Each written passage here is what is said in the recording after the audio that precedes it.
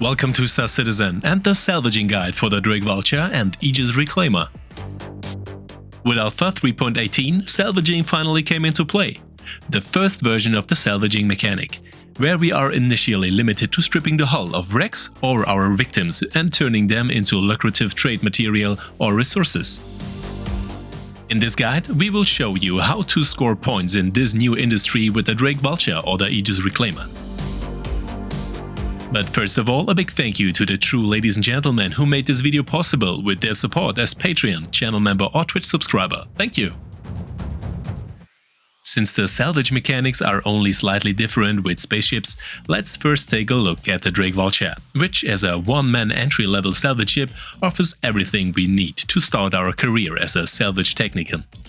With 2 salvage lasers and 12 SCU of cargo capacity, we are already well equipped. For more details on the Vulture, we recommend the following dedicated ship guide here in the channel.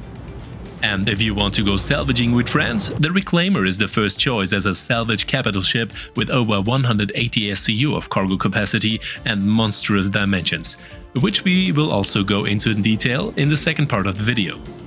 But let's go on the hunt for wrecks. In various asteroid fields or directly at Lagrange points, among other places, we quickly find wrecks marked with an extra symbol on floating there without a master. We can detect them from afar with scanner pings, and a detailed scan reveals the type of wreck. However, only up close can we determine whether it is a lucrative wreck or just scrap metal. With the standard M key, we enter the salvaging mode, where we can switch between the different scraper modules with the right mouse button, and start or interrupt the removal process of the ship's hull with the left click. There are of course some details to consider, but first the basics.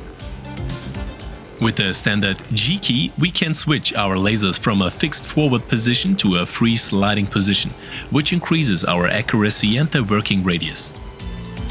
This way, we can smoothly move the spot-shaped ablation areas for each laser and completely ablate the hull piece by piece. In the center left, we find the cargo indicator, which generates a cargo box when reaching 1 SCU in our hold, as long as the output is free.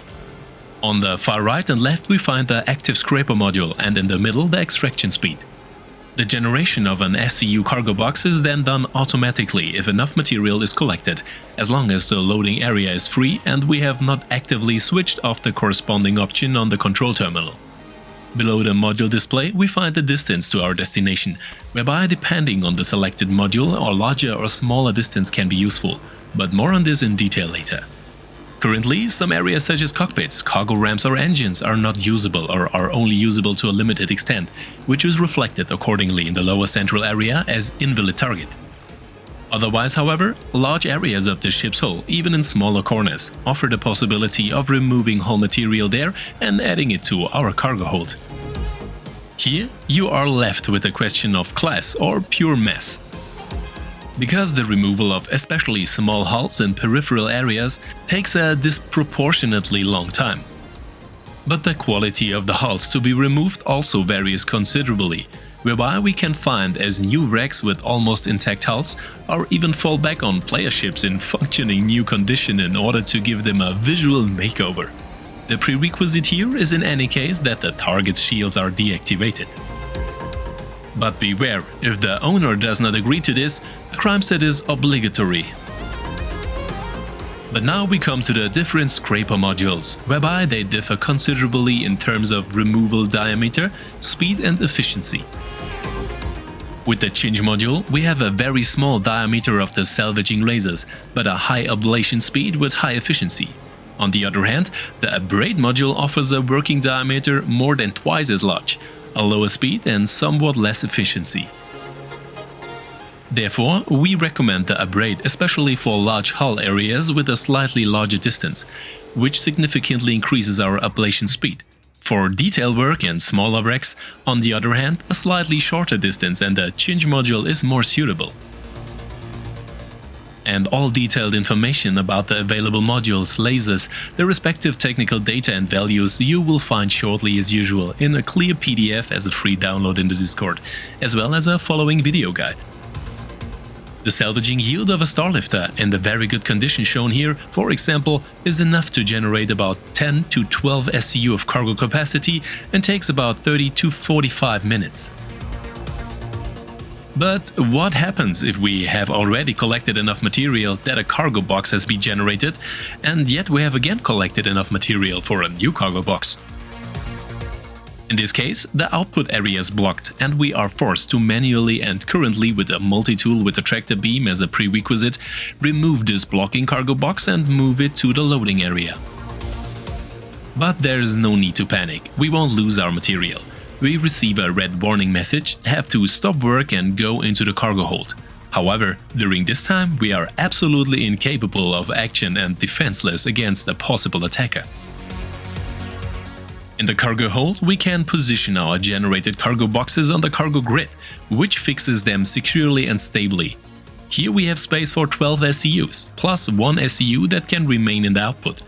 Optionally, of course, we can also fill free areas with unsecured loose cargo, and thus achieve a higher yield. But it is also possible to generate repair material for our multi-tool by creating a repair cartridge that can be used for our multi-tool on the control panel.